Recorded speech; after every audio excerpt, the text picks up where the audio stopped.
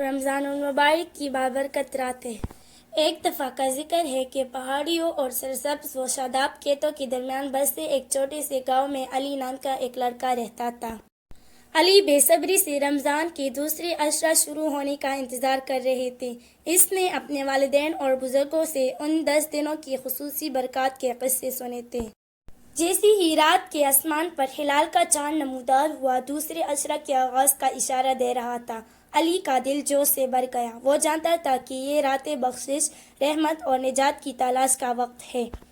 دوسری عشرہ کی پہلی رات علی نے اپنے گھر والوں کے ساتھ مسجد میں نماز ادا کی۔ مسجد کو رنگ برنگی روشنیوں سے مزین کیا گیا تھا اور ہوا بخور کی میٹھی خوشبو سے معمور تھی۔ انہوں نے ایک ساتھ مل کر اللہ سے معافی اور ہدایت کی دعا مانگی۔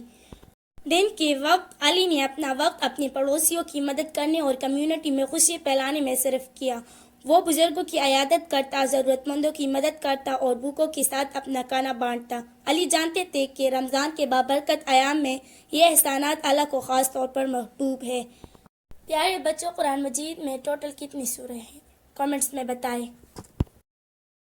جیسے جیسے دن گزرتے گئے، علی نے اپنے اندر ایک تبدیلی محسوس کی۔ اس نے اپنی زندگی میں ملنے والی نعمتوں کے لیے زیادہ صبر، زیادہ ہمدرد اور زیادہ شکر گزار محسوس کیا۔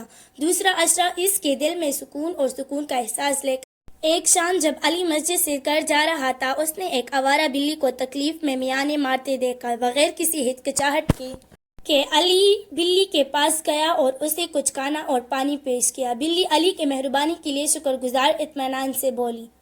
اس رات جب علی سونے کے لیے لیٹا تو اس نے پچھلے 10 دنوں کے واقعات پر غور کیا۔ اس نے محسوس کیا کہ دوسرے عشرہ نے اسے ہمدردی، معافی اور بے لوثی کی اہمیت سکھائی ہے۔ اس نے خود سے وعدہ کیا کہ وہ ان اسباق کو رمضان سے آگے اور اپنی روزمرہ کی زندگی میں لے کر چلے گے۔ جیسے جیسے رمضان کا مہینہ قریب آ رہا تھا، علی نے ہر عشرہ کی برکات کا تجربہ کرنے کے موقع پر شکر گزاری کا گہرا احساس محسوس کیا۔ وہ جانتے تھے کہ رمضان کی اصل روح نہ صرف روزے اور نماز میں ہے بلکہ احسان اور سخاوت کے کاموں میں بھی ہے۔